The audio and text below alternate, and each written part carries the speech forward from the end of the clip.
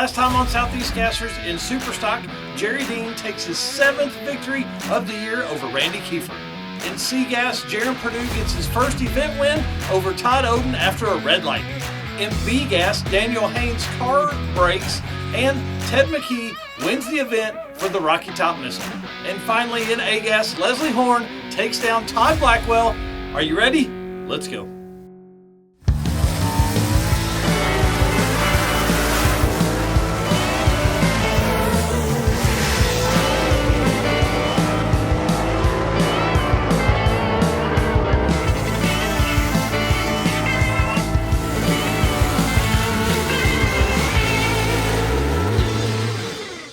I'm Mike Narks, and on this episode of the Southeast Gassers, as the season is winding down, we're coming into race number 8. The Gassers invade Knoxville Dragway for the Knoxville Nationals, brought to you by Ram Clutches. We start off as always with round 1 of Superstock with the call from David Lancaster. Alan Lovelady out of Hayden, Alabama, is going to be taking on Randy Kiefer in the Spine Tingler. Alan Lovelady going to be in the Quick Time Products lane. Randy Kiefer, too much horsepower right there, is not enough to overcome that great horsepower right there. Next up, Don Wilmot going to be in the time performance lane on the left-hand side in his 66 Mustang. He's out of Decatur, Georgia. He's going to be racing the Sevierville, Tennessee racer Bryant Dalton Sr. right there in that 63 Ford Falcon Futura that is in the mortgage option side.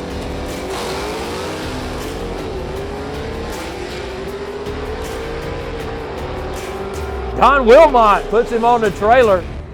So that's a little bit of a mini upset as Bryant Dalton Sr. gets put on the trailer early right here. Dean is undefeated in rounds of racing this year. He hasn't lost a race, hasn't lost anything. 64 Galaxy 500 of Tim Haynes out of Chesney, South Carolina sits here at the ready, going to try to slay the giant, as they say.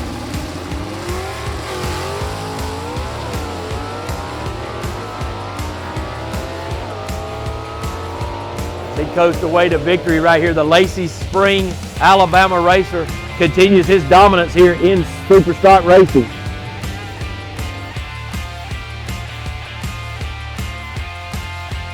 Well, how might it be going today? Today's been a pretty good day. We've changed a bunch like we always do, but the car is running good and just trying to win a few races. Now, as a man who usually says he's having this problem, this time you actually have had a couple issues this week, right? Yeah, we have. We bit ourselves in the foot and was spinning about all the way down the racetrack and finally figured out what we done. That run's much better, so I think we're back on track where we should be. Yeah, we'll see you next round. I appreciate it. Next up, the number 3 qualifier, Ronnie Jones. He's going to be over in the mortgage options lane on the right-hand side. He's going to take on the number 6 qualifier, John Wilkes in the Gold Dust. Winner of this one going to get Jerry Dean in round number 2.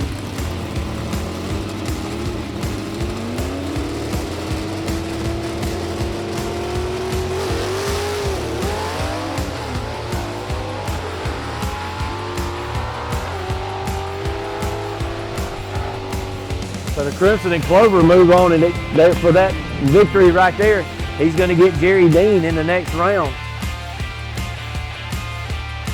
Here's your results for the first round of Superstock. Is anyone surprised to see Jerry Dean moving on? Now let's get to round 1 action of C-Gas, David.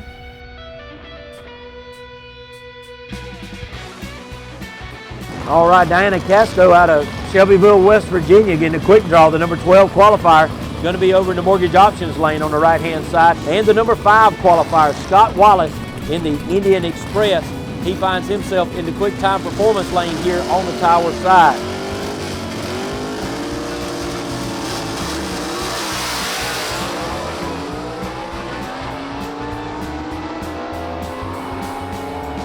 So Scott Wallace, from beginning to end right there, as he got a little drop on the starting line, and that's all it took, is he moved on to victory right there.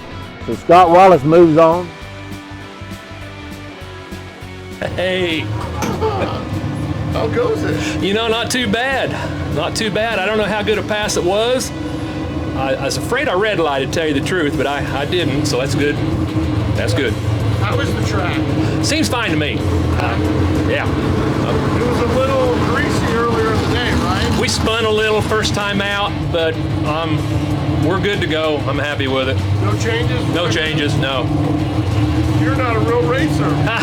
Racers make all the changes. We've made changes between every time out. I think we're good this time.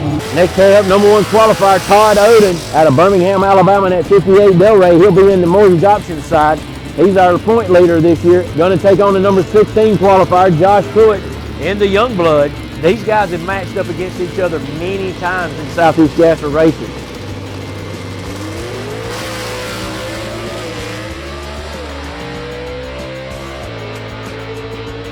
Looks like Todd Oden will take care of business right here, but giving him all he wanted was Josh Pruitt. Tough matchup right there. You won't see that matchup too many times in first round of racing. So, sir, tell me what's going on today. Just clicking off these passes, just trying to stay fast. It's a challenge in this heat. Yeah, but you've been pretty darn consistent this year. This old car is a consistent car. All you got to do is just get in here and make it do what it's supposed to do.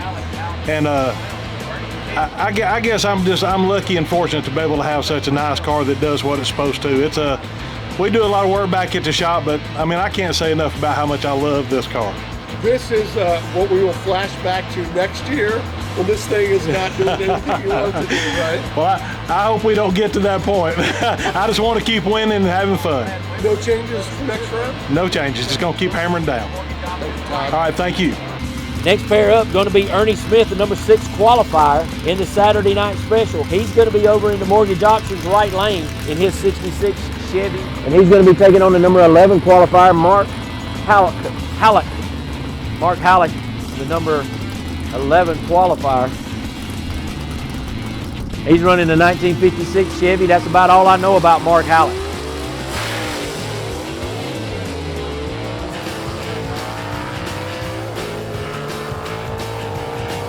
Ernie Smith with a super reaction time right there. If he drives that on to victory, putting Mark Halleck out in the first round. So Ernie Smith, looking for another good points day for him. It wasn't a great pass, but it got the job done. We've been kind of struggling this weekend, but me and my son Elijah, Brian Harris, we'll keep working on this old race car and see if we can't go a few more. It's one round at a time, and we got lucky and we got this one. And like I said, we've been struggling a little, but we're going to keep working at it. Did it make any changes for round 2? Yeah, I believe we're going to have to make a few shock changes. Like I say, it was a decent pass. There's more in it, but that gave us an idea kind of where we got to go. Well, I guess we'll see you next round. The number 13 qualifier, Jesse Beaver out of Hagerstown, Maryland. He's going to be here in the Quick Time Performance right lane. 4 qualifier, Brad Wimberly in the Southern Sizzler. He's going to be over in the mortgage options right-hand lane.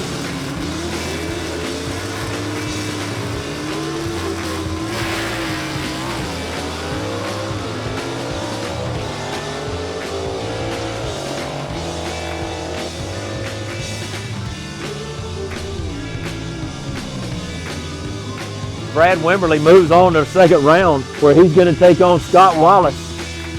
Felt pretty good. Made it past the first round. That's always a good thing. The biggest changes? Possibly. Yeah, probably so. A little bit anyway. How was the track? I know it was a little greasy. A little greasy. It felt a little better that time. I think it's coming around for us. Okay.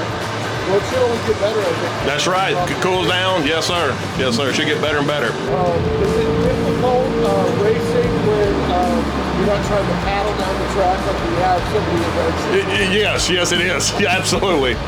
Next up going to be Dan Hogan out of Atlanta, Georgia, the number 8 qualifier. He's going to be taking on Tony Tagenhorst in the Wasted Wages, the number 9 qualifier. So the matchup the 8-9 going to be the 5th pair out right here. Hogan with that Jimmy Huff power underneath the hood for him. Tagenhorst with the Ross race engines.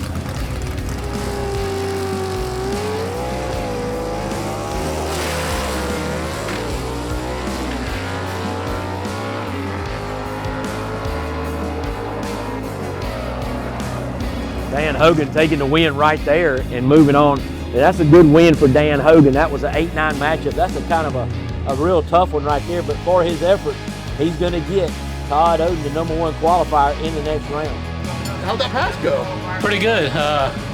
Pretty excited. That's my first time ever winning around, so I've been doing it for 5 years, so that's pretty cool. That's your first round win ever. Yeah. Congratulations. Yeah. Thank you. So, how'd the car feel?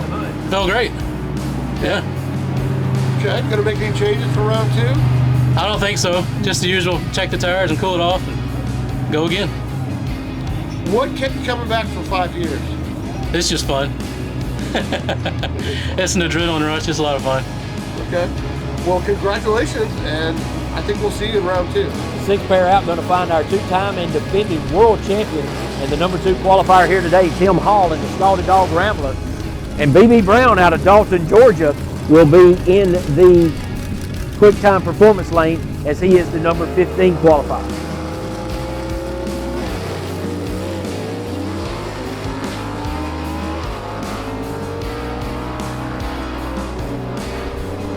So that's going to move Tim Hall into the next round. Yeah, they made sense, but we changed carburetors, tried a different set of carburetors, and it didn't like it. So we're gonna go back and put the others back on. So. Well, you got the win out of it. Yeah, it ran okay. It just wasn't better, you know. So I got to put it back where it was. So you got to try stuff. You never learn anything. So. No. What has been the most difficult thing for you this year? It's no one thing. Brakes hadn't went my way. Some days I hadn't drove as good as I should have for whatever reason. Just had 2 really good years, and this must be my payback year. Give all the good luck back. So, but nothing bad. Hadn't blown engines or wrecked or nothing terrible. Knock on wood. But yeah, just hadn't all lined up on the same day yet. So here coming up, the number 7 qualifier, Andrew Weeby out of Langley, British Columbia. He's going to be taking on the number 10 qualifier, Jaron Purdue, in the stud muffin, the 62 wagon over there with a G-foot power underneath the hood.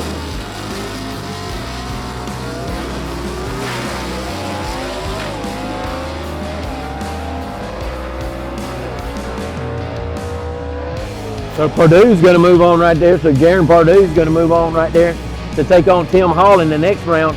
That's going to be a big round 2 matchup right there. Tell me about your pass.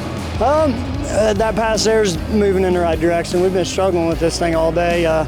First qualifying pass, I think I qualified 10th. First qualifying pass, it literally smoked the tires. So, we didn't know whether to make any changes. So we decided to go ahead and make the pass in the left lane. It went hard left. I had to kind of get off the throttle and then get back into it. So that pass there kind of done what I was supposed to do. Hopefully we can keep improving for the rest of the day and go from here. What big change are you going to make for next round? Now, I don't know. We'll have to talk and see. It seemed to do what I was supposed to do. So I don't know that I'll change anything. I think I'll keep it right where it's at and kind of hope and go from there. May I suggest change the radio station? No kidding. No kidding. We'll try that. Have a good one. All right, Billy Wilson up here next, the number 3 qualifier. He'll be in the quick time performance lane. And in the 14 qualifier, Tasha McLemore in the 55 Chevy, the Your Huckleberry, will be over in the mortgage option side. McLemore out of Clinton, Tennessee, and Bill Wilson out of Gaffney, South Carolina. Gene Fulton power plant underneath the hood right there for Bill Wilson. He was the winner of our spring race here in C-Gas at Knoxville Dragway.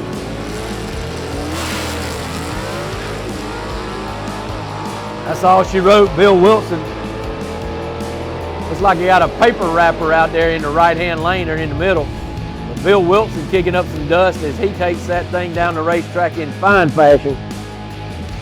So you had 2 good qualifying passes. Yeah, we had a really good qualifying pass, yeah. And how did the track feel? It spun a little bit taking off. It kind of surprised me, so I hadn't looked and seen what the time was, but it spun just a little bit taking off. Then it seemed like it hooked pretty good out of that. Are you going to make any changes? We'll talk to Brian at Harris Race Cars, then we'll know. He makes all the decisions on that. Fair enough. It felt good, spun a little bit. Yeah. Fulton redid our engine a couple races ago, so it seemed like it's really coming together now. Yeah. Well, the most important thing is the wood light came on. Yes, sir. See you next round. Yes, sir. Thank you. We'll see you. We enjoy Tennessee. We see Todd Oden and Jaron Purdue moving on with round 1 of C-Gas. Let's keep the fun moving and go to round 1 of B-Gas. First pair up in B-Gas is going to find the Canton, North Carolina racer Bill Revels in that 63 Comet, the Black Betty he calls it, taking on Ken Rainwater out of Kimberly, Alabama in the Renegade. Rainwater, former world champion in the B-Gas category.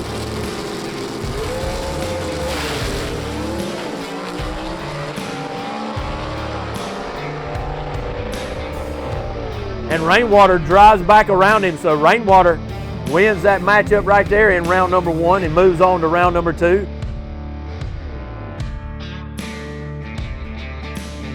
That was good. It's hot, a little tricky. We're supposed to be in the clouds and the rain, and Mother Nature blessed us with a beautiful day. And track's good, a little hot, but it was good. We ran what we thought we should have run, so that was good. Okay, you gonna make any changes for next round? Nah, we're gonna take our chances and leave it alone. We're gonna shoot ourselves in the foot. Play it safe. See, there's two kinds of racers. One that have to tinker all the time, and others that just send it. Well, we like to tinker up till eliminations. After eliminations, we're gonna race what we got. Okay, fair enough. Hey, thank you. Hope to see y'all next round. Greg Adams, the number 16 qualifier out of Winchester, Tennessee, going to be over in the mortgage options lane. Haynes going to be in the quick time performance lane right here. He's the number 3 qualifier today. Flatwood Customs on the side there for Daniel Haynes in the Patriot, as well as Rob Ionario as they get ready to get staged up for this matchup in the first round.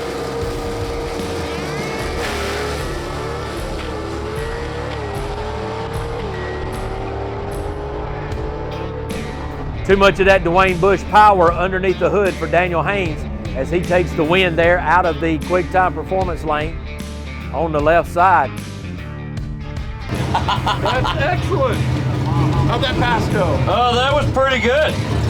Now let's let the stories go by. I'm not mad at all. We want to hear all your wisdom. I'm not mad at all about that one. The air is really bad here, and like that wasn't bad for the air we got. Yeah. It's a pretty good lick. But it's not, you're not having to put sails on a boat, right? It's not raining.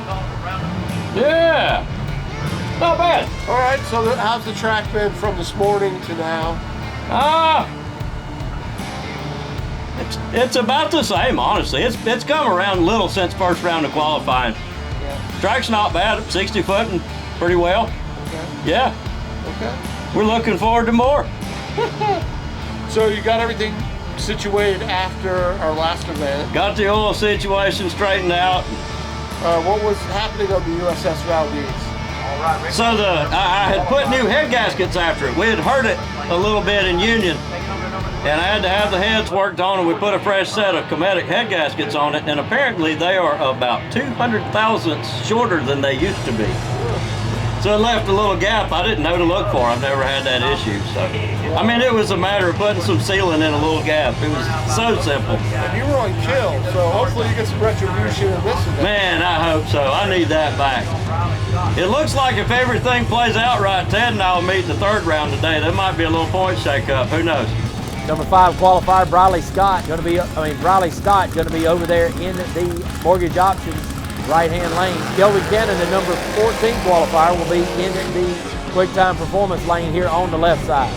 So Briley Scott, the 16-year-old out of Columbus, North Carolina, carrying on that Stott family name.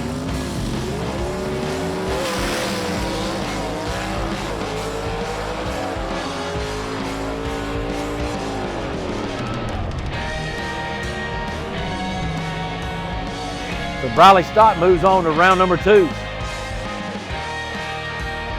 Well, that was the second best pass the cars made the whole weekend, so that was pretty good. It was a good run. I was a little late on my light, but we can work on that for the next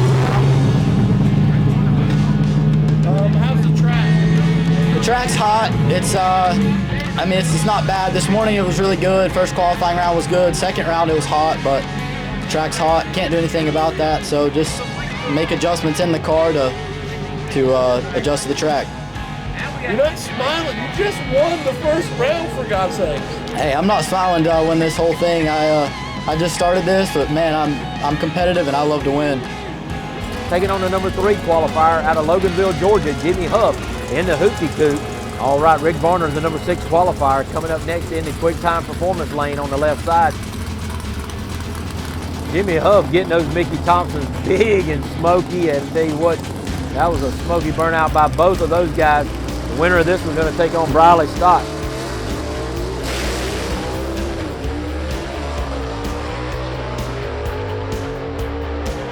So Rick Varner moves on to the next round.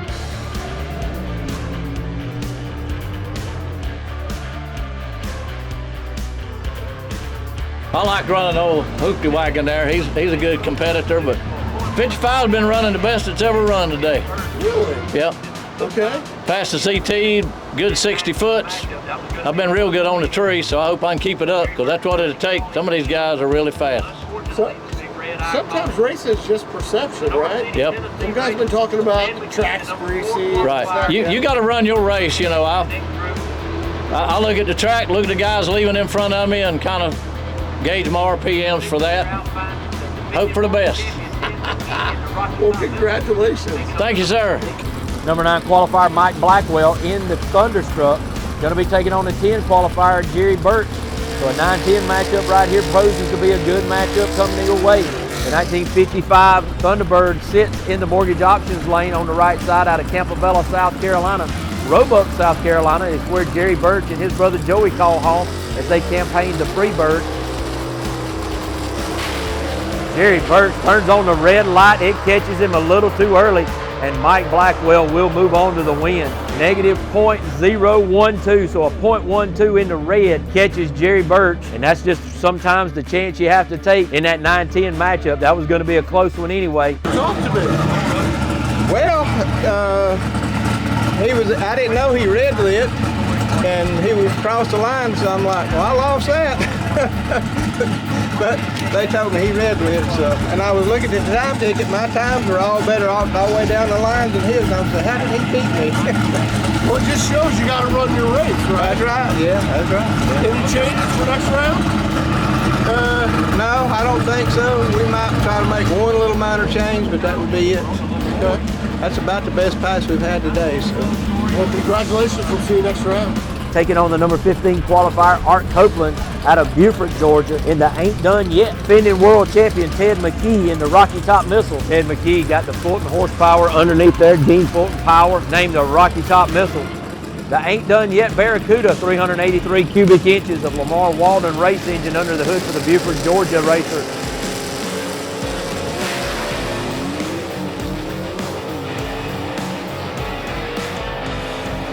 Ted McKee moves on to round number 2, where he'll take on Ken Rainwater.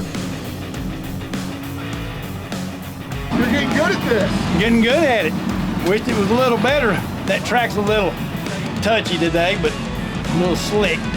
But it's coming around. You know, I was talking with someone else about perspective. Because half of everybody is the track is great, the other half is a little greasy. Yeah, it's a little greasy for me. Okay. Okay. Last night was better than today. Yeah. But we still are in the heat of the day. Yeah, yeah.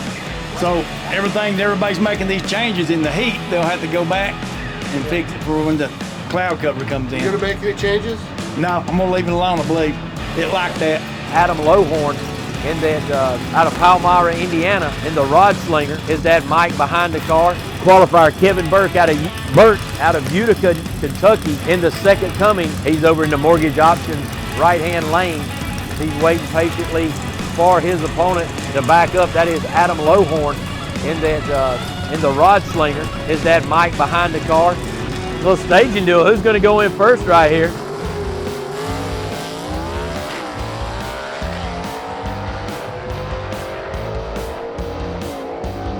Okay, fans, I've been corrected. Kevin Burke rolled through the light, and he is out, unfortunately. And Adam Lohorn will move on to the victory and move into second round. What just happened? He red lit. He red lit? Would he roll backwards? I guess I don't know. I'm down here. Oh man, that's an upset. That's the number 1 qualifier, and I'm the last qualifier. I'm just here to put on a show. That's why it's called racing, not Shoo! Man, that's crazy. So now that you went from thinking you're just gonna have a little fun today, yeah, So now you got a shot. You're going into round 2. What are you going to do different? Hell if I know. there ain't nothing to change on this car than the air shocks. The second round, I got a bye to the semifinals. Holy crap. Well, congratulations. I appreciate it. This is just crazy to me. That's amazing. Yeah, it really is. It shows anything can happen. All right. That's nuts. All right, Michael Oden right here in the number 2 qualifier at Birmingham, Alabama. The 21-year-old driving the Double Down 2, those 1960 Chevy 2. And then he's going to be running Josh Owens from Moonshiner fame, Moonshiner Josh Owens, in his car called the Carolina Shiner.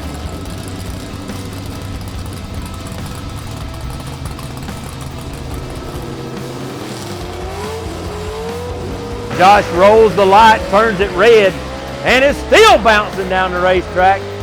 He does not hit any of the lights, so that's a good thing. But Michael Oden, straight and true down the racetrack, handles his business as he's got tunnel vision. He said, I'm not worried about the notable person in the lane next to me, the TV star. He said, I'm just going to handle business, so he did. Tell me how'd it go? Well, it actually went the best it has so far today. I didn't feel the car spin too much. It really just gripped up and went.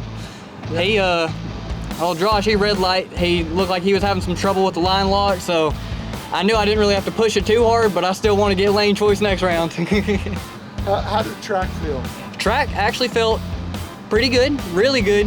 Not as good as the first time we were here last year, but whenever the sun starts going away, it starts cooling off, that will change. Yeah. Some said that the track's a little greasy this morning. Yes, sir. Okay, so it's starting to come around. It's starting to. And we are in the heat of the day, which is hard. Oh, yeah. Yep. So, any changes? No, sir.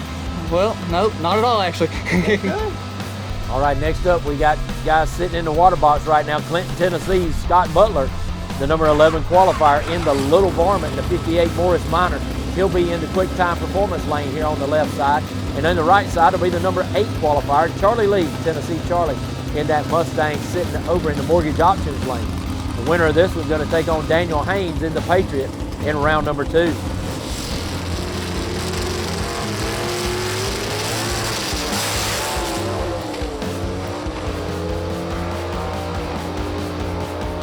Charlie Lee takes the win right there in convincing fashion.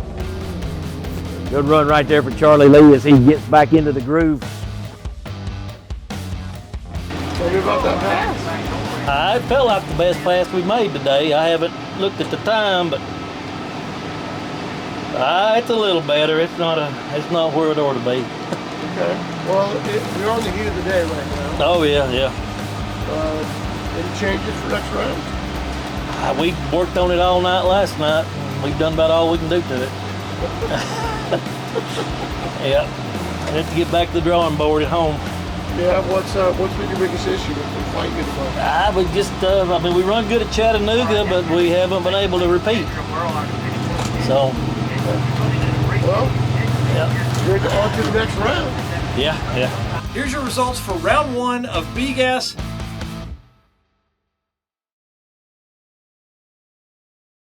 David, give us the call for round 1 of A-Gas.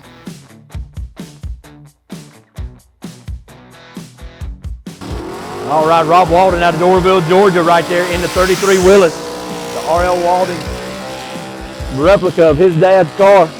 He's going to be over in the mortgage auctions right-hand side. And in the left hand is going to be Alan Pittman, who you heard from just a moment ago. Pittman, the number 8 qualifier. Walden, the number 7 qualifier. The first pair out in A-Gas.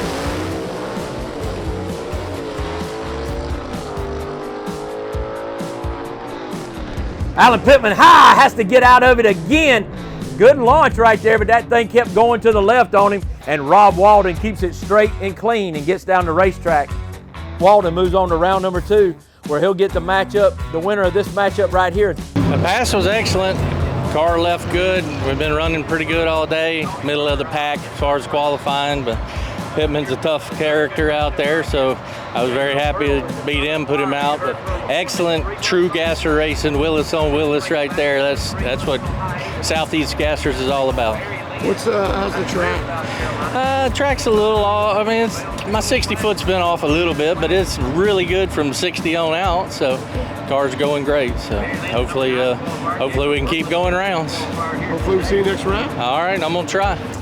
You heard from Turner as we did an interview. He said he's got a 467 cubic inches of Chrysler underneath the hood of that 39 Dodge, the quick and dirty.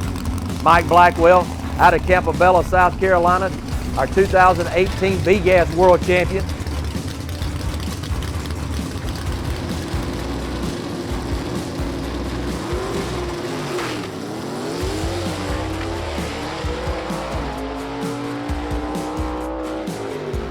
Todd Blackwell takes that Par race engine and gets to the end first and puts Tony Turner out in first round. Gabriel Burrow in the Southern Flyer, who you heard from before, been 3 months off, as this is his first race back after a 3-month little hiatus. He's going to take on Barry Lynn out of Greer, South Carolina, in the 65 Chevelle two-door wagon, the Little Red Wagon. Barry Lynn, the number 9 qualifier. Gabriel Burrow, the number 6 qualifier here today. Both drivers getting ready to pre-stage, and they're off.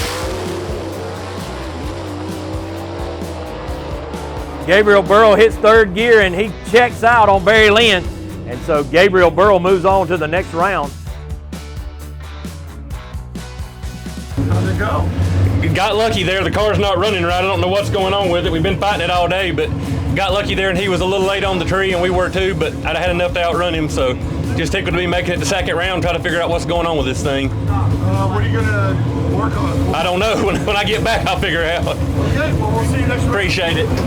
All right, next pair up, a couple of big cars right here. The 67 Chevelle of Chase Howard out of Greer, South Carolina, going to be in the mortgage options right-hand lane. Par race engine underneath the hood for him. Howard, the number 5 qualifier. He's going to be taking on Greg Stelz, the number 10 qualifier. He's out of Wapaka, Wisconsin, in the 1957 Pontiac, the Joker.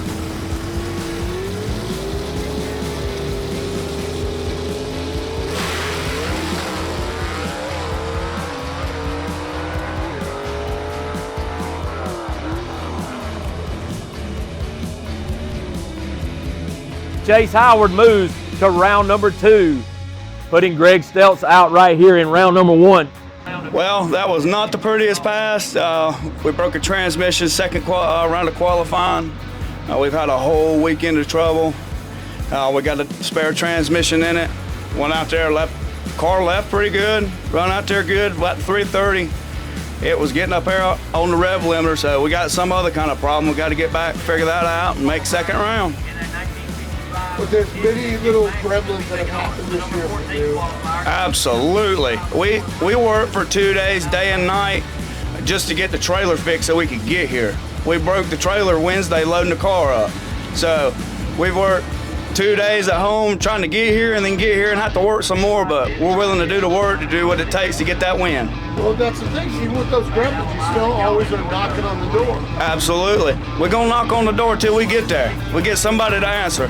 Next up, Ben Christopher. He's going to have a competition single right here. He's the number 3 qualifier. Marlon Short was due to be his competition, but Marlon Short has had a breakage. So Ben Christopher, he'll get Gabriel Burrow in the next round.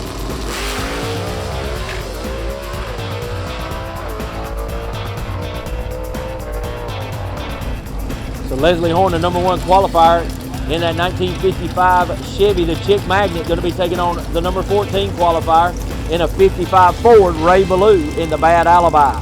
Well, like Ray Ballou was struggling to find where he needed to be. You know, he left in probably 3rd gear the last time he had made a run in qualifying round 2.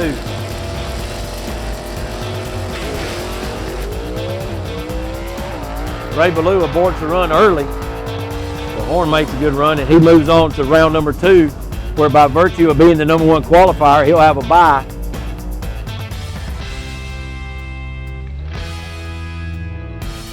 You're getting good at this. What's going on, Ray? You tell me. Well, that was round 1. I was fortunate enough to have a bye run there in the round 1. I messed around, got number 1 qualifier here at Knoxville with the old Fulton Power 55 Chevy. Everything seems to be coming together. We got gorgeous weather here, big turnout. I mean, the lines coming in still backed up. People still coming in now, just Can't believe that we got this thing in. I mean, the first of the week, the weather looked horrible, but it's looking great, and it's turned out to be a great day. Car's really good? Car's running real good.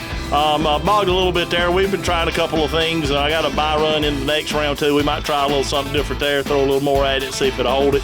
Old track seems to be really good, seems to be holding whatever we put at it, so we might in this next buy run, we might really step it up. Is it hard to race at a place like this that is just so hideous? This place is awful.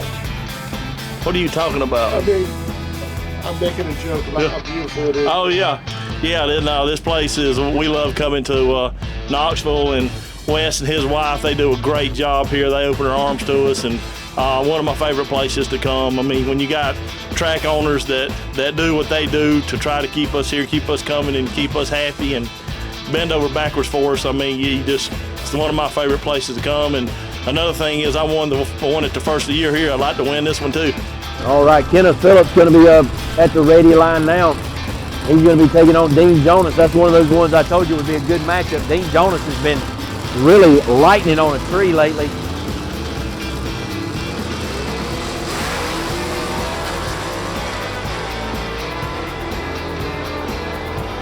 Kenneth Phillips in a tight drag race right there. 0.5 margin of victory right there for Kenneth Phillips.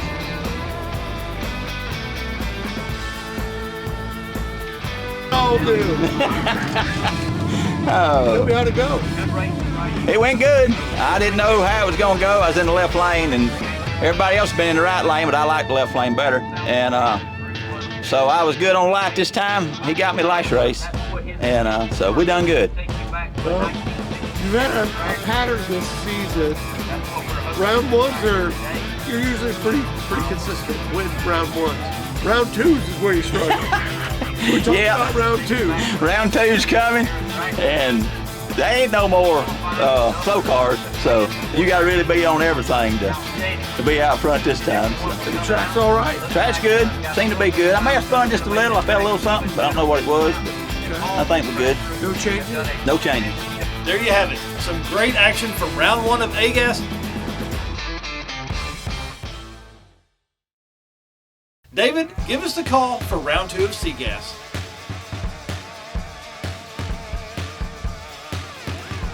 All right, CGAS first pair out going to be Dan Hogan out of Atlanta, Georgia in that flat out Falcon.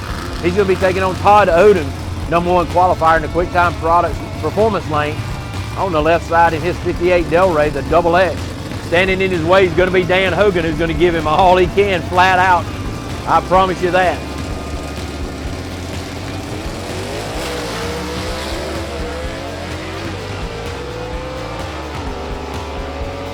Todd Oden takes another round win right there in his march to go, and a very consistent race car. That race car is very consistent today. Hey, that was my best run of the day right there. That thing was smooth as glass, a whole entire pass. What's the hardest thing about kind of keeping yourself at this level, right? When the car is working, you're working, right? I think the hardest thing is just staying consistent. It's all about routine. I think every time you've got to do the same thing, the same way, every pass. It's so important. Okay. Well, I guess we'll see you next round. I hope so. Just gonna keep clicking away at them. All right, Scott Wallace coming up next in the Quick Time Performance Lane.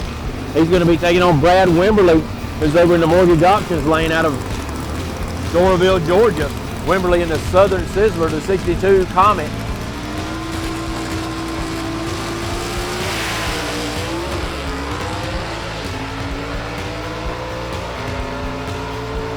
So Wimberly takes the win right there. So Brad Wimberly going to take on Todd Oden in the semifinals of CGAS.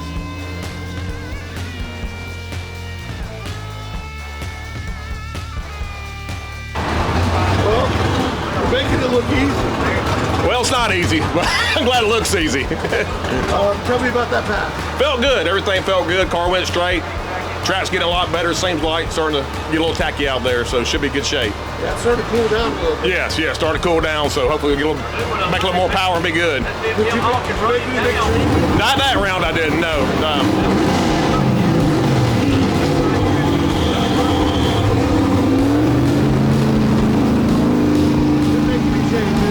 No, none of that time. So. Okay. What about for next year? Yeah, probably do a little tweaking on it anyway. Here's a big matchup right here. Tim Hall, the two-time and defending world champion in the 67 Rambler. He's going to take on the guy who won the last race in Mooresville, North Carolina, Jared Perdue. Hall in second place in the points, trying to run down Todd Oden.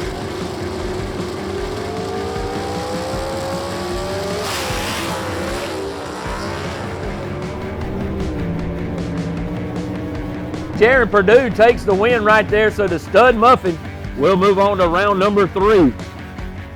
It looks like it picked up a little bit that round, so I think we're heading in the right direction. Hopefully we can keep it going that way all day for the rest of the evening. You know, like I said earlier, you know, to beat Tim Hall and these guys, it's unreal to be able to come out and do that stuff. And you know, I like how you're trying to reel it back in after that. Yeah. Wow. Yeah. So tell me what is the wow? Give me the wow. Well, it's getting down there in the numbers where we've kind of been looking for.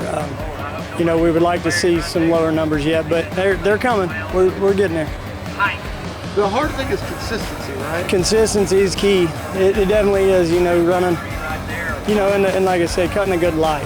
You know, if you can't cut a good light on these guys with the 0.02 of a second difference and 0.01 of a second and stuff, I mean, it's a lot of this stuff's won at the tree. So, and these guys, you know, they're all good. They're all super good. I don't think the audience realizes how much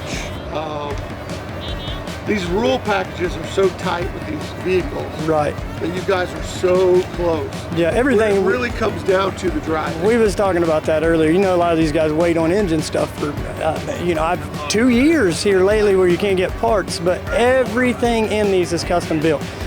Rod lengths are not the same as your standard, you know, 350 Chevy stuff. I mean, we're running shorter rods, we're running aluminum rods, we're running crankshafts that nobody would ever order. So everything's custom, and that, you know, but that goes to show you they're pretty good with the rule package because everybody's that close. Absolutely. Well, I guess we get to see you next round. I hope so.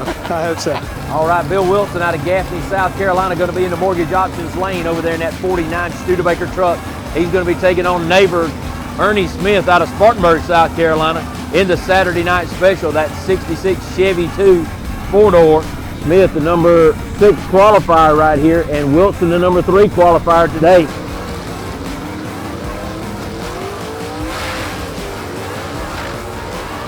Bill Wilson with a starting line advantage, and that Fulton Power keeps pulling down the racetrack, and he's going to put Ernie Smith out here in round number 2. So Ernie Smith goes on the trailer, and Bill Wilson goes to round number 3. Yeah, we had a little trouble up there at the tree, but we come out with a win. We're doing real good. What was the issue up at the tree? We both staged and the tree never came down, so we had to back out and let them cool down a little bit. Okay. I've never had that happen before. Well, I mean, you know, the heat makes the stuff do stupid stuff. Yeah, it does. 14 horsepower is running really good today. Hard. What does that do to your concentration? It messed me up a lot, being honest with you. Yeah. Because you kind of programmed to do the same thing every time, and I didn't want my sunglasses laying in the same spot. It's kind of crazy, you know, but that's just what you do. But that's the nature of that's how guys win. Yes, sir. The same thing every time, repeatable. Yeah. You're looking for inches, not feet. Yeah, yes, sir. So pass was good after that? Yeah, I had to leave the tee, but it felt really good. Okay. Yeah. You think you got whatever was plaguing you the first round? Actually, it hooked better. It pulled the wheels up pretty good then, so it actually hooked a little better. Brian made a little adjustment on the shocks, so looked really good. A big fan of Looking forward to watching this with my grandbaby, Lennox. Lennox, okay. Yeah, all right, thank you. And there's your round 2 results of C-Gas. Everything seems to be working great, and the track is on kill. David, give us our round 2 of B-Gas.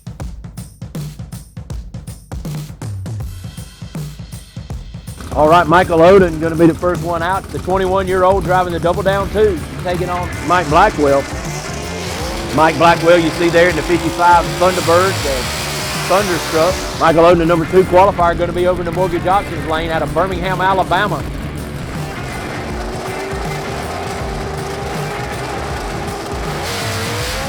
Mike Blackwell turns on the red light as he leaves too early. Michael Oden going to be the winner here.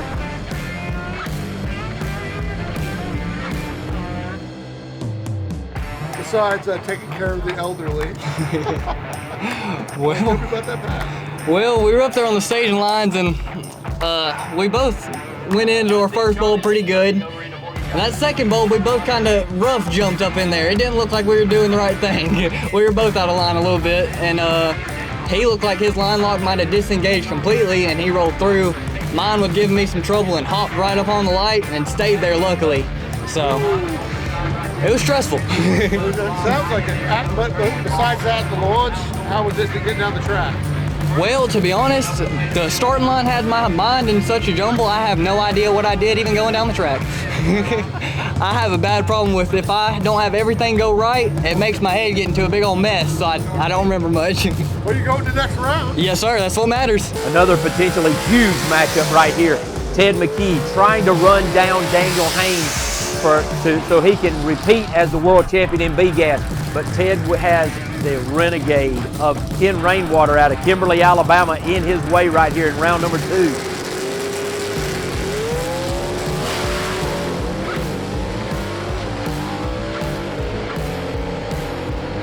And Ted McKee takes the Rocky Top missile to the top and wins this matchup.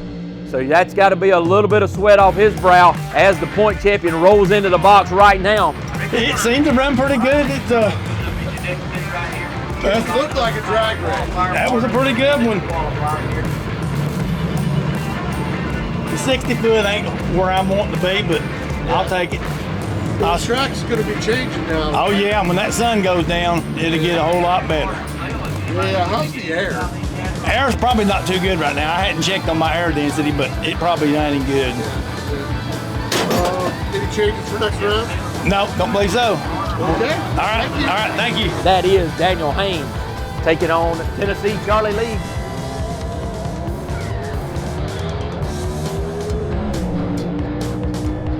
Daniel Haynes marches on and marches step for step with Ted McKee to maintain his point lead. Good bracket racing today.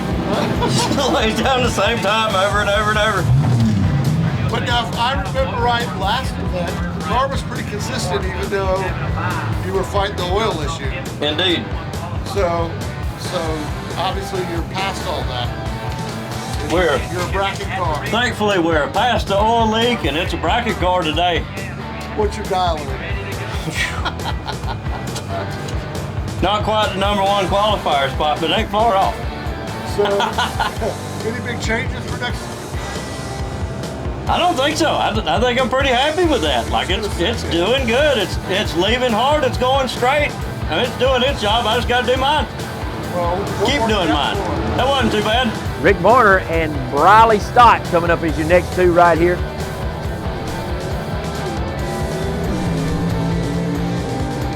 That's all he's going to need, so Rick Varner is going to move on. All right.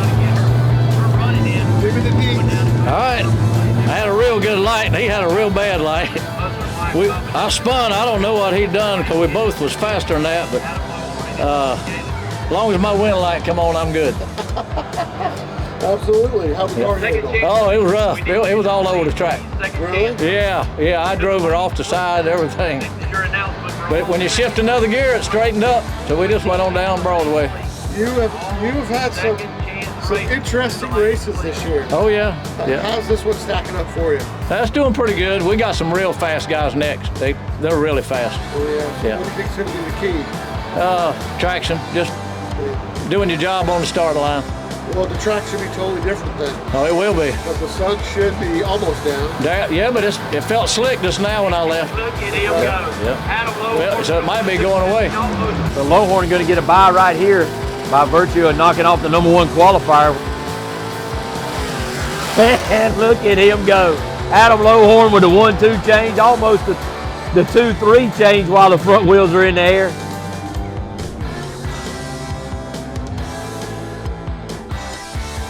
Competitor you've had all day. That was definitely the toughest competitor for sure. I like the competitor I just raced against, so he was pretty cool. Yeah. How was the pass? Were you trying to get late choice or anything? Or no, honestly, I'm the last qualifier, so I don't really have a dog in the fight. I'm just out here having fun, man. That pass, I just did what we usually do, show off, big burnout, dry hop, door open. And it went down through there, wheels up, first, second, hit third, come down, straight as an arrow. Hell, I'm happy. Has it sunk yet that you beat the #1 call? No, not at all, not at all. I get it, they just don't. I'm still shocked, you know. It don't feel right, but it's crazy. So now I'm going in the 3rd round. A car with a paint job like this deserves to be in the winner's. I know. Maybe one day we'll get there. Today could be that day. You never know. You never know. You never know. Today's been a lucky day for me. It's been a great day. I got my little boy here. He's only 2 months old, so we're having fun. Yeah. Thank you. We're having a blast. What's his name? Sonny. Yeah. He's gonna be the new pilot to this car one time. Yeah. When he can reach the pedals. When he can reach the pedals, yeah. We got a few more years. Here's another one for the history books. Here are your results for round 2 of B-Gas. Let's go down to David for the call of round 2 of A-Gas. All right, A-Gas round number 2. Big matchup right here. Gabriel Burrow, defending world champion, and a guy who's admittedly taken some time off this year to do some other things. Ben Christopher laid down an electrical lap time last time. We'll see how this one goes. I'm going to be a very interested onlooker in this. See Greg Stelz down there on the line. He's an interested onlooker as well. Ben Christopher with a starting line advantage, and I think that's all he's going to need. And Ben Christopher puts Gabriel Burrow out right here in a monumental matchup. That was a good drag race right there, folks. It's getting better. It's getting better. Every round, it's getting better. I think the air's coming around now, so the track's getting a little better because the sun's starting to set. Yep, got away with that one, so I owed him that one. Yep, I think he's been up on me for a while, so I'm a little payback finally, thank goodness. I just gotta keep it going or it'll be for nothing. True, how'd the car hit? It's doing good, doing good. Any changes? Nope, no changes. The 58 Corvette, the Silver Streak of Kenneth Phillips, Campobello, South Carolina. Chase Howard into quick time performance lane on the left side. These two guys, Kenneth Phillips, 18-time winner. He just told me he's got 18 of these big cups and a world championship to go with it. Chase Howard's got a couple of them as well, but this is going to be a good matchup.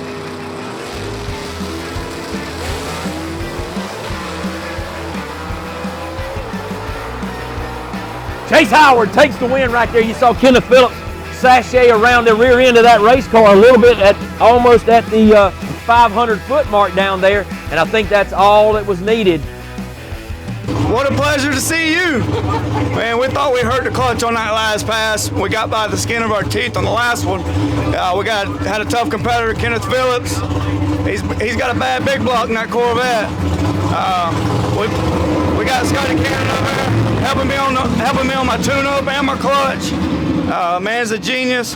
He could pull a rabbit out of his hat and get us down the racetrack, and we pulled off that W. So here we go to the semifinals.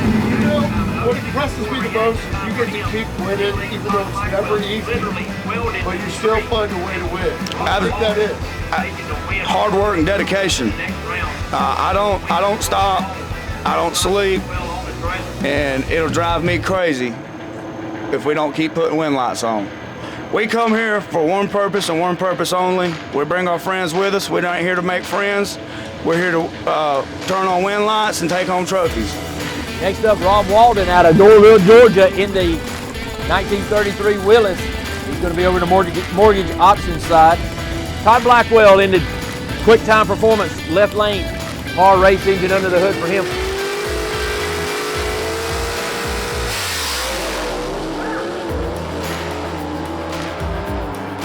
Rob Walden just tattoos him to the tree. What a reaction time, an 0.64 reaction time for him. And he leaves Todd Blackwell literally welded to the tree. Talk to me.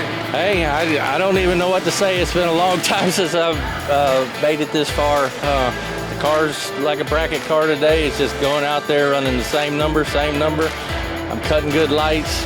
I just took out number 2 qualifier. I'm on a roll. Well, I don't know what else to say other than maybe we can put in the finals. The problem is you're in a class that's super competitive. Yeah. So even being, there is no average driver in your class. No, every one of these guys are top notch. They all do the best out there. I just try to take this old dump truck motor and do the best I can with it. I try to do a good job for myself and let the car do what it does. Fantastic. Well, I guess we'll see you in the semis, right? Yep. Hopefully we'll be in the finals. We're gonna try for it anyways. All right, so Leslie Horn coming up to the attention of Robin Harris right here. He may be, hey, you never know about Leslie Horn. He may be trying for a new lap time record. He talked about how good this racetrack was. We'll see how he turns out right here. Sounds good. Let's see what the ET is. So that's a good elapsed time right there. What do you hope to learn on a pass like that? Well, what we did, Ray, we got to throw a little bit, not to say a whole lot, we got to throw a little bit of something at it we've been wanting to try. So Brian jumped on it, Bob jumped on it, Bob put a little more power in it, Brian done a little more stuff to the chassis. Looking at the number, it really liked it. It was a really, really good, strong run. And the Fulton competition, Chick Magnet, Southeast Gasser, Powertube TV, G-Force transmission, Ram clutch at the Ram Nationals. Just can't say enough, right? Like all the classes at Southeast Gassers, round 2 of A-Gas didn't disappoint. Let's keep moving along here and run round 3 of B-Gas. All right, Adam Lowhorn going to be in the time performance lane right here on the left-hand side, taking on Rick Varner out of Kannapolis, North Carolina, the dirt man, who will be in the mortgage options lane. Varner's got a sign in the window that says for sale. I don't know how much it's going to cost you to get it. I've seen Varner win championships in super stock and be competitive in A-Gas and B-Gas. I don't know what he's got in mind for the future.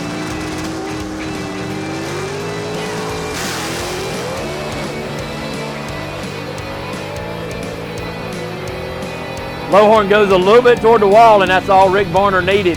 And Varner will move on to the semifinals.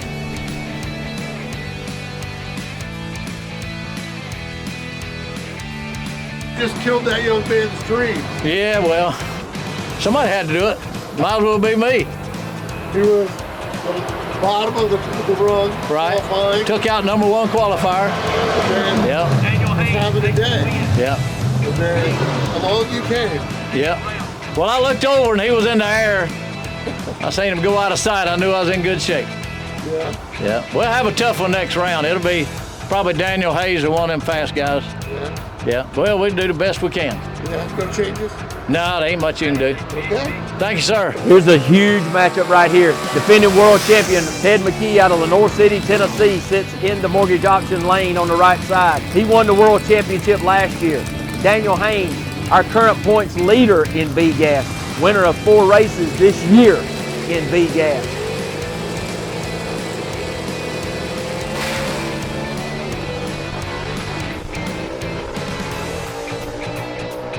Daniel Haynes takes the win. So Haynes moves on to the next round.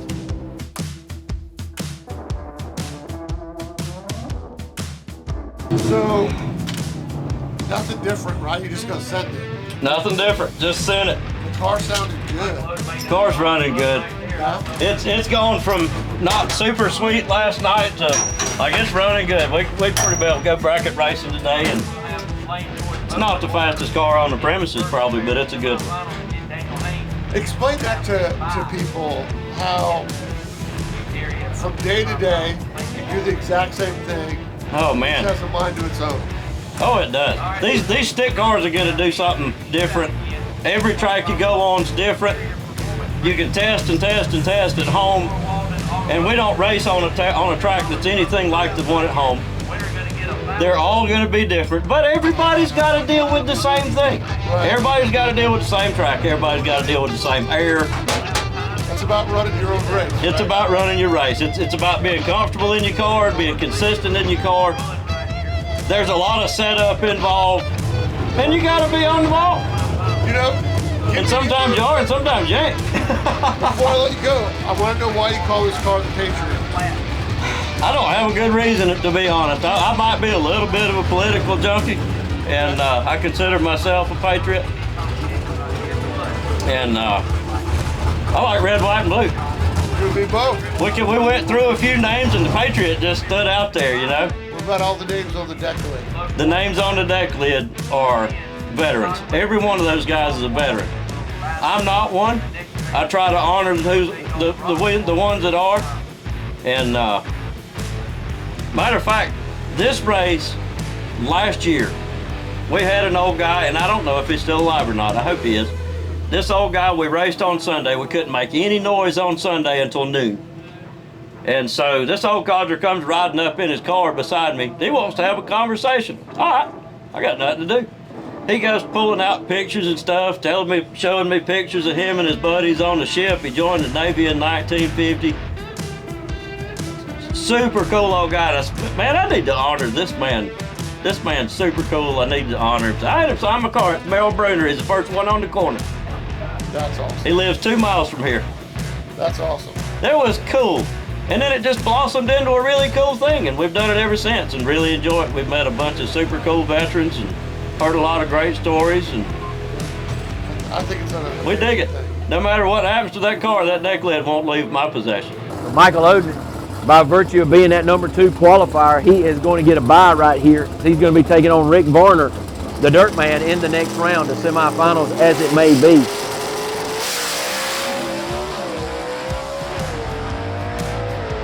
So Odin will have lane choice over Varner. Talk to me. Well, I had a bye run, so it was pretty nice and simple, real easy. But that was the best time I've ever ran in this car, so I'm really happy with it. Ever? Yes, sir, ever. How long have you been driving this car? This car, I started actually about the time of the first race this year here. This was, I think this was my second race in the car. Wow. Yes, sir. So I don't know how many races now, but we're getting up there, I guess. How did you end up with this car? Is this the one you always wanted? Was it Dad got a deal? Well, yeah, I had the Camaro. That was really the one I always wanted. I love the look of a 67 Camaro. But he told me he had a shot with the old Chevy too, and I know they're just amazing drag cars. So I feel like it was an opportunity I couldn't pass up. It's one of the few Chevy 2s that doesn't go down the track sideways. Yes, sir. We've all been wrecked in them. Yes, sir. But, so you're growing into the car? Oh, yes, sir, I am, for Are you sure. starting to figure out its personality? Oh, I am. It likes to be driven hard. Really? Hard. Excellent. Well, I guess we see you in the semi. Yes, sir. While we give the B-Gas racers a moment to get ready, let's run to the semifinals of Superstock.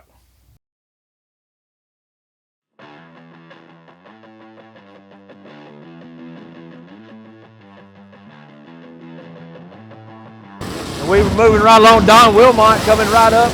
He's going to be running Randy Keefer in this next matchup of Superstock round number 2. So Randy Keefer going to be in the QuickTime Performance lane here on the left-hand side out of Cookeville, Tennessee. Don Wilmot out of Decatur, Georgia. He's going to be in the Mortgage Options right lane.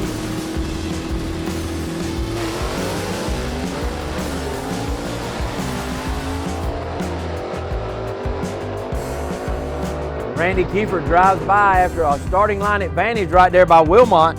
Randy Keefer brings that spine tingler on back around on the big end and takes the win right there. He'll find out who he's going to face next. Is it going to be the Crimson and Clover of Ronnie Jones, or is it going to be the Jerry Dean? Jerry Dean has just been a juggernaut this year in our Superstock category. As we've said many times before, has won every event. Ronnie Jones with a great looking Camaro right here. The car runs strong, but he has got a mountainous task to overcome right here in Jerry Dean.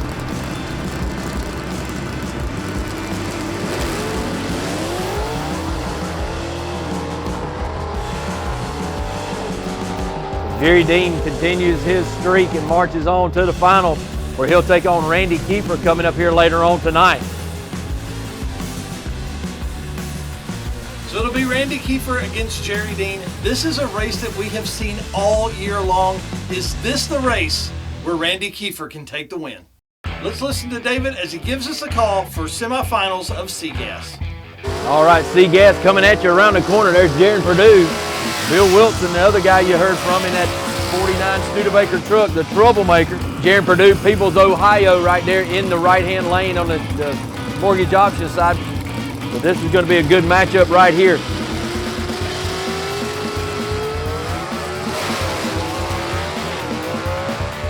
Wilson goes over toward the wall, keeps his foot stuck in it, but that's going to be too much Jaron Purdue right there as that car goes straight and true.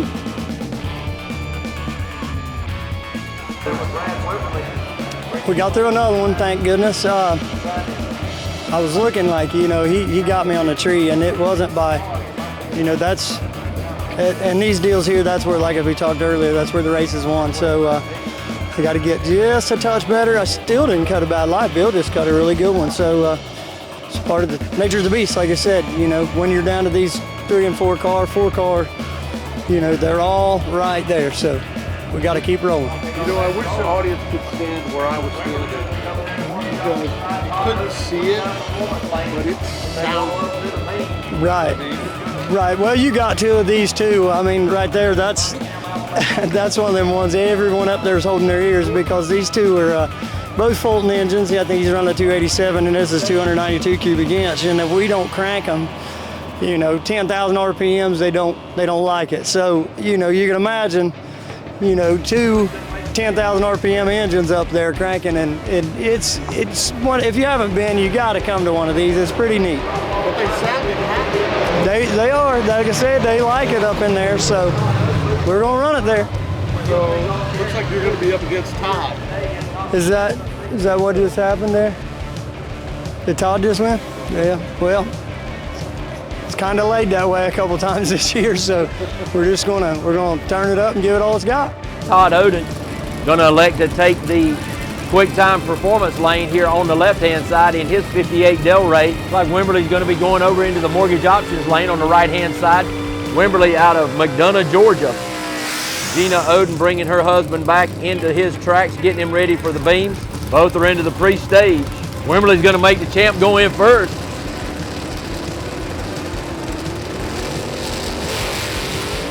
Oden with a little drop off the line. Let's see if it's going to be enough to carry him to the big end. Yes, it is. Todd Oden moves on to the finals. 4 times this year you've been in this position. Going to the finals. Right. So, how do you feel? I feel great. I'm a little worried right now. That was not my best run of the day, and you'd like to have your best run right before the finals, but I think we can go back and make a few adjustments, and I think everything will work out. Was it car or driver? I think it was driver that time. I think I left a little light and the car dead hooked, and you know, you need a little spin or a little clutch give, and I don't think I had either. Yeah, well, I mean, it's totally different now. Right. You're right. And also, you're a little more relaxed. You have a little bit of downtime. Right. So, what do you think you got to do to win? I think we're going to go back and just work on it, and then I'll get my headspace right, and we'll go from there. So it'll be Todd Oden against Jaron Purdue. Todd has been Mr. Consistency all season, but Jaron Purdue has been coming on in the last few races. It's going to be a good final. Let's see your big-ass semifinals. Daniel Haynes, by virtue of being that qualified position of number 3, going to receive a bye right here, so he'll move on into the finals. We'll see his run in just a moment. Looks like he's going to make a full pull right here to try to get lane choice for the finals, and that is very important here today at Knoxville Dragway, being a lane that you are comfortable in. Exactly. This is so much redemption for you. Oh man, this is good after that last one. I'm not gonna lie to you. That one was a little bit off, but it'll be all right. We'll get it back. But we haven't had these conditions at all today. Right. Is that some of it? Yeah, I think I can make a little change this time. Maybe make it better. I know. Might screw it up. Who knows? Okay. That's what heads-up racing is. Okay. Might make it better. Might screw it up. It'll do something. All right. We'll see you in the winter. Sounds good, brother. We got Michael Oden going to be over there in the mortgage options right-hand lane.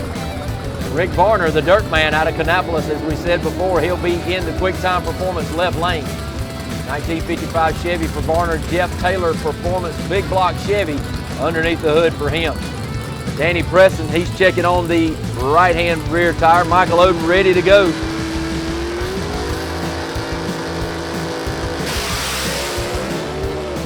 This is a good drag race right here as Varner on the light, and Rick Varner takes the win.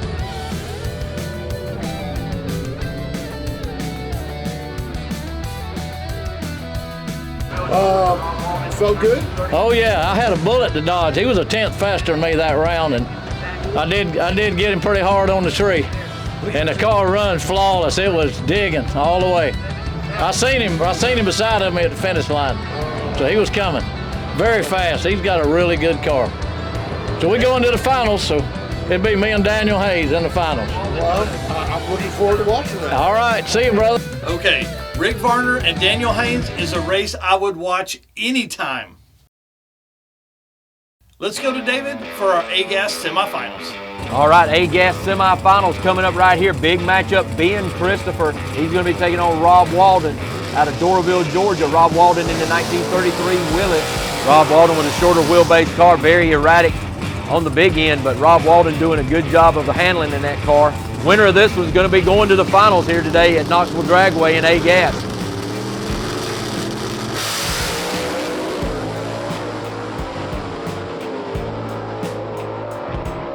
Ben Christopher with a good launch right there, and that's all it's going to be.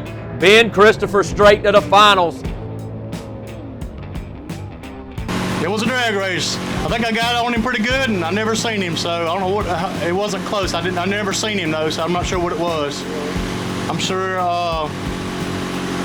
this next one's gonna be tough. I don't know. Oh yeah, that's the first. I got either Leslie or Chase Howard. Both tough. They both are gonna be tough. They both ahead of me in points, so it's yep. So tight. Leslie got to mess up. Hopefully we can do good. That's the only way he's going to blow it. He's got to blow it. You know, he's out on us right now. He's really doing good. Next pair up, we're going to have Leslie Horn and Chase Howard coming up. Leslie Horn in the Chick Magnet, the 1955 Chevy. He'll be over in the mortgage options lane. So Chase Howard out of Greer, South Carolina in the USA 1, a 1967 Chevelle. This is going to be a great drag race right here, folks. Looks like Howard goes in and lights the stage bull first.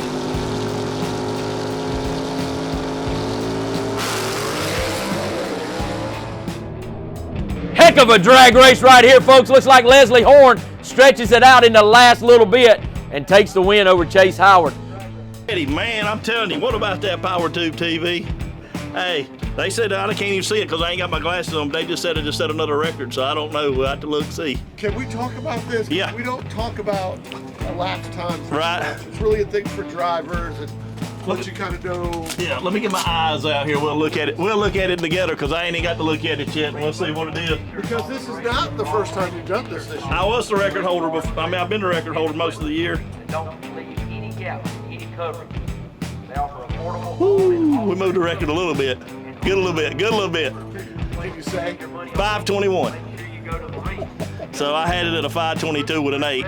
This is a 521 with a 1, but I've been a 516. So the air's coming around. We might punch it a little further here in a little bit. I don't know, but so whatever you did earlier set the new record. Yeah. This was your backing it up. You have to be within 1%. So what you have to be. So I've already went close enough that this is a record already. So it's moved it already. So anyway, that's pretty good. The old car, Brian here, they chased it. Brian, Robert, and Bob, and everybody chased this car because last night we couldn't get down through there. We locked out there and fish out of water getting down through there. Come to find out, we don't know just, you know, these perfect roads that we ride on, all these potholes and stuff. We don't know if it knocked the car out or not because we have to strap them down by the axles, but we got that done, and then Bob kept putting a little more power, and we just threw something else at it, and it loved it. So I think we're going to see what else we can do. We got the next round against actually Ben Christopher and Happy Days, and that's my backup engine. I just let him borrow it Wednesday night. So he's done went faster that thing than I went in when I had it. So he's a bad dude too. So racing yourself. Racing my own engine, but not racing myself. Ben's a bad dude, and you don't never take him lightly. And so he'll be right there. That's gonna be a barn burner, but it's already a winner for me already all the way around. So great crowd here at Knoxville Dragway. The owners does a great job. Powertube's done a great job today. We've had all kinds of people in here doing filming and stuff, and it's been a record crowd here today. That's what I got told a while ago. It was a record crowd. Biggest crowd they've had here at it. And I don't think we could do this without people like Powertube TV and come, that puts us out there so people can come to see us. When people come and watch this, they usually come back. Well, first off, congratulations on the win, the record, and the crowd size. Oh, yes. The crowd size is just hard work by everybody. Oh, yeah, it is. It's crazy. Anyway, we needed it. Rain has beat us up all year. They talked about rain at the first of the week this week, had everybody scared to death. So for the crowd to come out and support the Southeast Scouts like they do is just huge, huge, huge. And I just feel like that everything is coming together. I just think it's getting bigger and bigger and bigger. We got people lined up building cars. We had almost the biggest field this week that we've had all year, except for Shadyside. Started out, we had 17 in A-gas, but a couple of them fell out because of engine issues and stuff. So we had a field over 15, 14, probably 13 or 14 all year. So that's huge. I think there was a total of like 72 or 3 cars here. Huge, huge, huge. Just I can't say enough how happy I am. I've already won as it is. So whatever the rest of it is just what they say. What is they say? Icing on the cake or cherry on the cake or whatever. So anyway, but thank you everybody. Thank you, Ray. Okay, you've stuck around this long. Let's see our Super Stock final.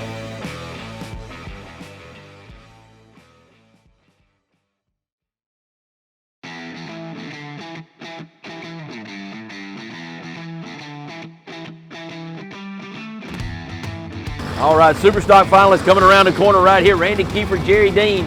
These guys have been meeting quite consistently in the final. Jerry Dean going to elect to take the right lane over there. There's a bounty out on Jerry Dean, and very close to taking him down here has been Randy Kiefer. Will tonight be the night at Knoxville Dragway that he collects that bounty purse as Jerry Dean looks to try to extend his race win streak to 8 in a row.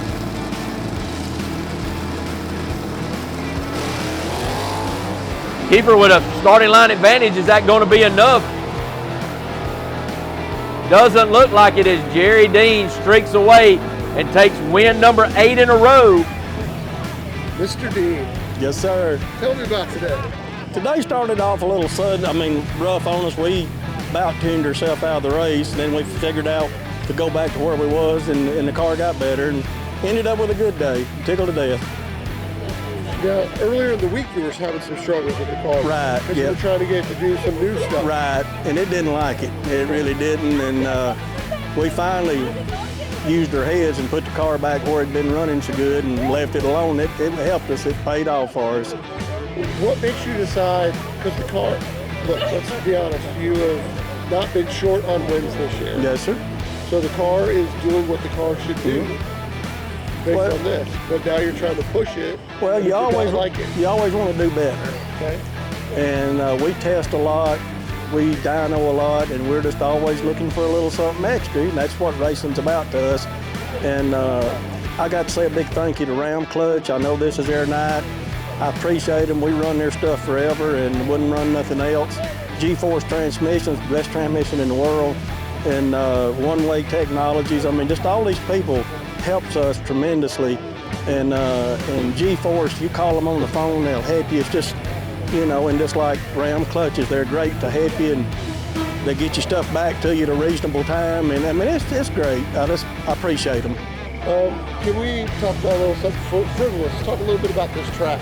Second time we've been here this year. Yeah. What do you think of this place? Well, it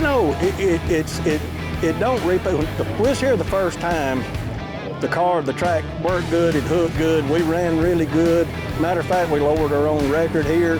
So we came back just like we left and then couldn't get out on the racetrack. So, but it's not all the racetrack. These peanut tires we have to run, it's the equalizer.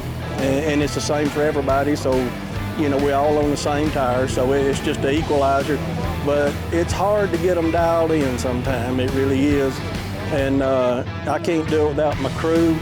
I want to thank Karen Mitchell. She's the boss. She runs this show. She makes the decisions, and she's pretty good at it. I give her, I can't say that much, she'll hear me. But anyway, David Richardson, Dennis Mitchell, David Dean, Buck Rogers, they're all a big help to us. Couldn't do it without them. Where are all these trophies living right now? Well, right now they're stacked in the floor in our office. We've never made a place to put them. So, and we never expected this kind of year. That's the honest truth. We know it's going to end. but we're not going to just walk away. You know, we're going to make somebody earn it, and it's going to happen. But we're tickled to death with the year we're having. Can't complain about anything. Wouldn't do no good if we did, and just tickled to death. Is everyone going to drink out of a trophy at Thanksgiving this year? Probably so. I want to thank my good friend Randy Kiefer. He's good people. We carry on something all the time, and they're just excellent people. And you know, like I said, it's fun to race them. It's just really a good deal. I don't think I've ever met someone more still happy when he loses. Mm-hmm. Right?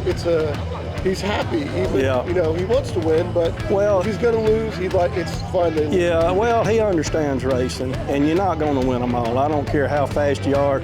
Sooner or later, your day's going to come, and you're going to get outrun.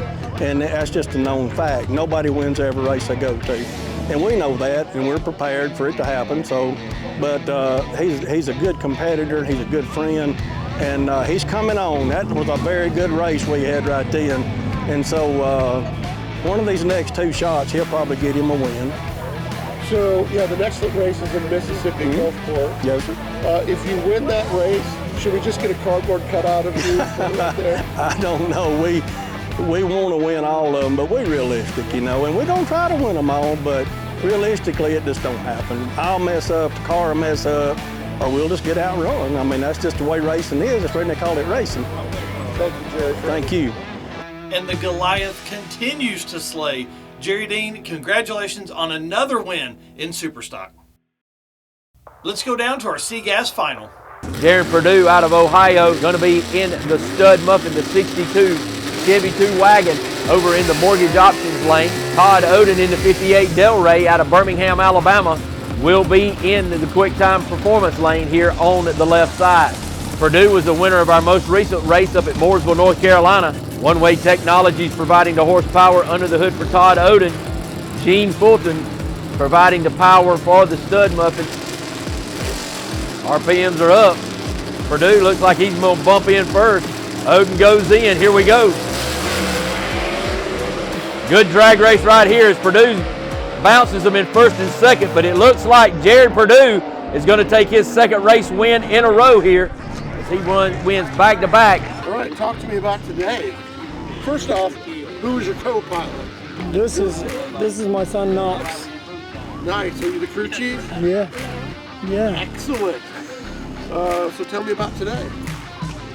Well, we struggled earlier on, and obviously we didn't get any good qualifying runs. So I think we got that corrected for the most part. Moved on through the day and just lucked by. Like I told the ticket guy down there, man. I was like, yeah, Todd earned that one, and he said you won. So I had no idea at the ticket booth that I had even won the race. So it was, I think, 100th or something different in our two times. So, and again, it's so close, and it's one of them deals, one at the tree. So, I got to be thankful for everyone that's helped me out. Quayne has been a tremendous amount of help. You know, Cruisers Diner sponsors us. Purdue's Body Shop and Towing. I just appreciate all them guys. Let's dig in a little bit on Quayne. What is somebody like that who has all that experience? What does that bring to the table for you? It's it's been a big deal to me when he kind of agreed to help me. Like that's, I've always wanted to be able to do something and have someone like Quayne helping me. Means the world to me. That's been a dream of mine since I was this guy's age. So, to have the help from Gene Fulton and Quayne, this is really amazing to me, and I love it. Let's just ask your crew chief a quick question. So, what did you do to tune the motor? What did you do to make it perform so well today? Put gas in it. Put gas in it. Put gas in it. Perfect. That's it. That's awesome. That's it. It needs fuel and spark, right? That's all it needs. What do you think of your dad's driving today? It was awesome. Was it awesome? Yeah. Yeah. Could he work a little bit on maybe not sleeping on the tree so much? Yeah, I could just run for improvement. Yep. Well, congratulations. Hard-fought victory. Yeah. You're in a very tough class. Very tough. That's what I said. I don't think people realize how tough this is. It was 100. Yeah. you know, it was 100. So, you know, and again, I didn't even think I won. So it's unreal how close it was down there on that end. Why do you think people should come out to a race? Like I said, we've done the best we could. They've done the best they could to preserve the 60s, and this is pretty spot on, man. It's 67 drag racing, like no electronics, no nothing, and you know, you get beat first round, you go home. There's no buybacks, there's no nothing. It's and I don't think people realize even on the TV show stuff, like how close it is until you come and see this stuff in person and hear these cars, and it's pretty neat. It's pretty neat. Like, you know, the first time I came to one, I was hooked immediately. So. Well, congratulations, gentlemen. See you next time, right? Hopefully we'll be in the winner's circle next time. Yeah. Okay. Okay. And Knox continues to show his mastery of the car and helps his dad, Jaron Purdue, win over the formidable Todd Oden. Congratulations, gentlemen. David, give us the call for our B-Gas Finals. B-Gas finalist coming your way right now. That is Rick Varner, the Dirt Man out of Kannapolis, North Carolina, in his 1955 Chevy that he calls the Dirt Man. He's going to be in the quick time performance lane. And in the right-hand side, going to be the Patriot of Daniel Haynes, the man who leads the points right now, and a winner of 4 races already this year, looking for 5 to get a further grip on this 2024 World Championship he's chasing.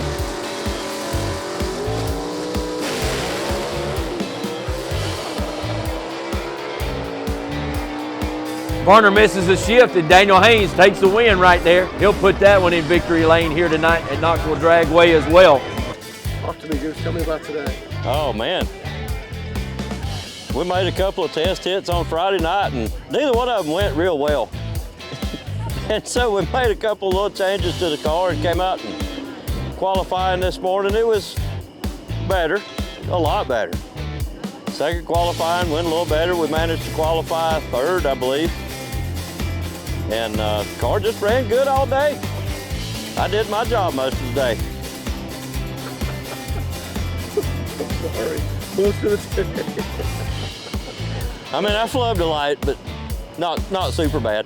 Yeah, but that's gonna happen. It happens. It's gonna happen. It's hard to pull a whole day together like that. Absolutely, especially with the competition that you have. Right. There are no easy rounds here. Yeah. This is racing. You decided about halfway during the day just to send it. You weren't gonna tinker around too much. No. Send it, always. Yeah. So, obviously that was a good choice, right? Yeah. Any surprises with the car? I mean, I know you had to talk about what ended your last run, last event. Oh, man. What you did to fix it for this one. We had a little oil leak that wasn't really little from the valley in the engine, and we've had it all torn apart and fixed that up. That was an easy fix, thankfully. It was just an oversight. But it was like a plug was out of the motor. It was putting out so much oil. Yeah. It wasn't a little leak. It was a little space making a lot of leak. Fair enough. So what do you do after? So you get back, you figure out what the problem is, you fix it, and then you gotta wait 3 weeks before you race. What do you do? Work on an old truck. I bought a project a little bit ago, and I've been wearing that out. You don't want to stay married, right? I know. We've been married a really long time, and she's kind of used to it. They never get used to it. My wife's a good sport. Yeah. Good. Well, I mean, what better way to spend your retirement than to go out racing, right? That's right. What's on the horizon for the next event? What do you think? Oh man, next event, long ride, big crowd, cool cars, lots of racing. It's gonna be good. I'm looking forward to it. Cruising the Coast was a really good event last year, and it's gonna be an even better event next year because it's been more publicized. And what do you think people that have never been to an event, what should they take away? They're just watching this for the first time. Oh man, by not being here. It's just, this is racing that you want to watch. This is our 6th season. I've probably been involved in this for a total of 10 years. If we go out an early round, I still come down and watch. It's fun to watch. It's good stuff. keep you on the edge of your seat. Okay, that's it. That's all I got for you. Right on. Daniel Haynes finds himself again in the familiar spot, the winner's circle. Let's hear the A-Gas call, David. We're ready to move on into our A-Gas finals right here. Leslie Horn going to be in the mortgage options right-hand lane. Ben Christopher, the 1966 Chevy 2, the Happy Days out of Boiling Springs, South Carolina. These guys are practically neighbors, and I've been keeping a little secret all day. Conversely, Ben Christopher's motor is Leslie Horn's backup motor. So Leslie Horn has let Ben Christopher borrow a motor to make this race this weekend, and now his backup motor is racing against him and could very easily beat it.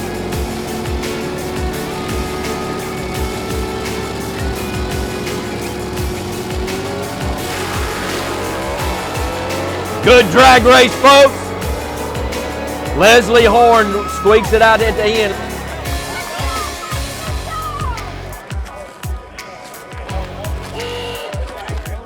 Talk to me about the last pass. Did we back up the record? Yes, we backed up the record on that last pass. The record had already been backed up for a pass previous to that one because all we had to do was within 1%. So it was within 1%. So we had set that the pass semifinals. So how does that work? So, you go out there, you set a number, you back that up, and then you go out there and bring the number down a little bit more. You don't have to back that up, right? At all? No, because it's already backed up. It's within 1%. So if I had to win, let's say a 19, the 21 would have backed that up because we'll have a 1%. So 1% of 5, 19, whatever it is. Would you rather have the record or rather have a win? Both. That wasn't the question. Yeah. Well, it worked out both though, so we got both. We got the record, and then, like I said, we run there within 200ths of the record again, of the new record again, that last run. Was able to get the race win here at the Ram Nationals, which, Ram, we work with Ram a lot. They've helped me a lot in my program, and, 3 races in a row. I got lucky and won the last 2 that we had down in Mooresville, and won the London, Kentucky and Mooresville. And the old car was doing really good today. Last night, I wouldn't give you a plug nickel for it. We couldn't get down the track for nothing. And today, Brian and Bob and everybody's working this thing, Robert, and man, there at the end, it was straight. It was laser straight again. So, let's talk about Ram for a second, because this is the Ram Nationals. Yeah, that's right. That's right. Talk to me about, it's not just money. They don't just throw money at the gassers so that the gassers can advertise. Talk about the things, the support you guys get. Late night calls, being able to send stuff back and get it run. Ram, I worked with Ram a good bit now for the last 4 or 5 years. They've been great to work with. We've done a little bit of development stuff on the new clutch that a lot of the other gassers has got in it now, so that's been a privilege to be able to do that with them. Their customer service is second to none. I mean, they're not that far from my house, about an hour and 45 minutes. I can be at their shop. I can drop my stuff off, and I usually go back and get it in a couple of days. They've been wonderful. Mike, Pat, the whole crew down at Ram Clutch has been, it's just a big part of the Southeast Gassers, and I would say probably, this is a shot in the dark, probably 80% of the people here runs the Ram Clutch, It's about like a G-force transmission, everybody's got to have them, and it's took the Southeast Gassers to a whole nother level, is what it's done. The Ram Clutch has, and the G-force. They got a little streak going on there now. They do. They do, sure do. So what's next? Next is Gulfport. Gulfport. I'm really looking forward to Gulfport. Last year I went down there and I ended up had a cracked chassis. I almost run over Greg. That was a video that was all over the internet where we about hit each other. And I'm looking forward to going back down there. It was phenomenal down there Friday night because it's cruising the coast is down there at that same time. And Friday night it looked like a 55 Chevy show down there. There was so many people coming in that the law had to get out on the main road and block, drive people in. So I didn't realize they made that many 55 Chevys, but it was something to see. We had a bigger crowd there on Friday night than we did on Saturday. We had a huge one on Saturday. So I can't wait for you to see it. I can't wait for you to get there, Ray, because it's going to be something to see. We're always talking about getting people out to an event because while coverage is great, there's something about being here. The smells, the sounds, the people It's the people, yeah. It's hard to explain. Yeah, you can watch it on Powertube TV if you want to, but I mean, being here is a whole different experience. I mean, it's not the same. It's, you know, you've got the family, I don't know the word I'm trying to say, camaraderie. I know that's a big word for me. You know, cooking out, eating, just having a good old time. You know, it's really hard to capture that on TV, even as good a job as PT TV does. It's still hard to capture that. They can't capture a smell. They can capture some hears, but it don't hear the same. You know, the sound's not the same. But it's just something that they need to experience for themselves. That's it. Congratulations. All right, thank you. And once again this season, Leslie Horn not satisfied with just a win, but backs up the record. Congratulations, great driving, Leslie. And just like that, the Knoxville Nationals at Knoxville Dragway, brought to you by Ram Clutches, is etched in stone. What a great event. There's only 2 events left in the season. For Powertube TV, I'm Mike Narks. We'll see you next time in the Winner's Circle.